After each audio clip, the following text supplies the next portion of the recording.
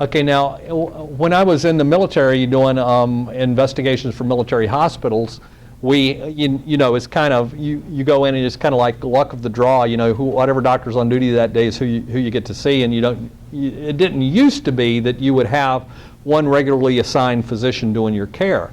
Well, this lady came in, she was an OBGYN patient, and she went to the OBGYN department, and, you know, whatever doctor, I'm going to call him Dr. Smith, saw her, he was rude to her or upset her or something, and she needed to have a total abdominal hysterectomy.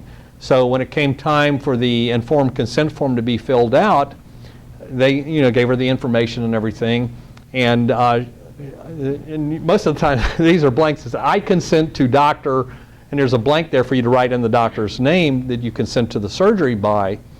And most of the times I've seen them, they've always been blank. I don't know if they've improved on that any in the hospital now or whatever, but half the times I would get the case and would say, I consent to Dr. Blank performing the surgery. Well, if it's blank, then in effect you're consenting to anybody. It's like giving somebody a blank check and signing it.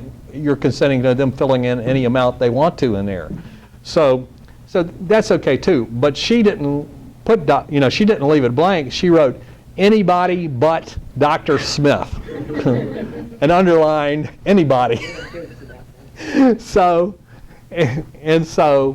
sure enough, it comes the day for her operation, and the doctor that was supposed to perform it was called away on something else, so Dr. Smith comes in to cover for him, and Dr. Smith does the surgery. Well, of course, I wouldn't be knowing about this case except for why?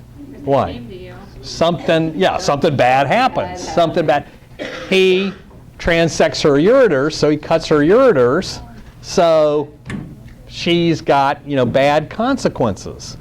So she files a federal tort claim against the government. We open the investigation. We go looking in there. The first thing I see is the informed consent form that says anybody but Dr. Smith, and I look at the operating note and it says Dr. Smith performed the surgery on such and such. Done. We got this one. Yeah, we can make a real short investigation on this one. You know, how much did she want? So it had to recommend payment because she actually consented to anybody to do that surgery except for him, and he did it. So what is that called generally? What is that term called? Well, no, not really. Or if he touched her without her consent, battery. There you go, a battery. Exactly, that's a battery. And in most states, and since federal tort claims are decided under state law, in most states in a medical malpractice context or an informed consent context, that's treated as medical malpractice. But yes, exactly, it's a battery. She did not consent for him to cut on her.